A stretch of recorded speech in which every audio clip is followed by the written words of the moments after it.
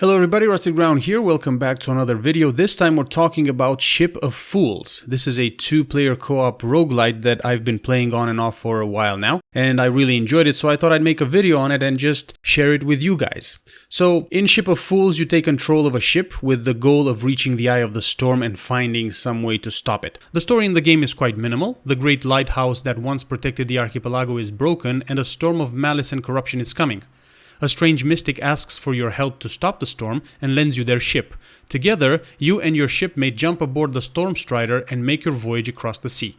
The game loop mainly consists of you setting sail and trying to reach the eye of the storm. Players can set up cannons on the ship and use them to fend off monsters. The catch is that each player can only set up one cannon, but players can use any of the cannons on the ship irrespective of who set it up at the start of the run. Whenever you set sail, you travel through a map of hexagonal tiles, one hex at a time, with each hex representing an area where something can happen. Be it a fight with various monsters, a remote treasure island, or a wandering merchant, you will start gathering resources that will help you improve your ship and help you defeat the monsters in the storm. There are 4 locations on the ship where you can mount your cannons, 2 on each side, and up to 5 locations in the middle of the ship where you can place ship upgrades.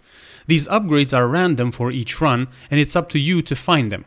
Whenever you move from one hex to another on the map, you will see what type of reward awaits you, as every hex has an indicative icon for its reward. The upgrades that you get in a run are usually either different types of ammo for your cannons or passive abilities. You can also find various trinkets and baubles that can be equipped on your character, which will give your character extra abilities. An example of a trinket is the one that you can see right now on the screen, which guarantees a critical hit on the last projectile in cannons you load.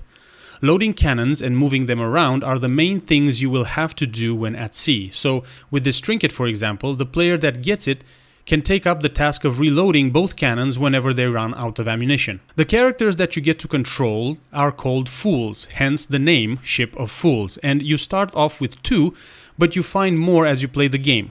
You can quickly swap between characters whenever you're back at the base, and each Fool comes with a specific trait in the form of a trinket. As you set sail, you will always be going towards the storm, and once you reach it, you will have a boss encounter. There are a total of 4 sectors in the game, each with its own boss. The boss encounters are unique and challenging, and as with any roguelite, whenever you get defeated, you return to your base, where you get to spend the resources that you've gathered on permanent upgrades for your ship or cannons, as well as run specific upgrades that will only apply on your next journey into the storm. Although you can reach the final stage quite quickly if you're a skilled player, Ship of Fools' charm comes from the co-op aspect. The chaos that ensues on the ship once you get swarmed with enemies makes for some hilarious failures and some truly triumphant successes. Succeeding or failing as a team in this game is what keeps me coming back to it. So there you have it. These are my thoughts on Ship of Fools, a game that I recommend checking out if you want to have some quick fun with a friend.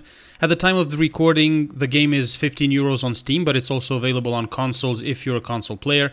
Thank you very much for sticking around until the end. I hope you enjoyed the video. If you did, a like would be much appreciated, and if you want to see more content like this, maybe consider subscribing. Happy gaming, and I'll see you in the next one. Bye-bye.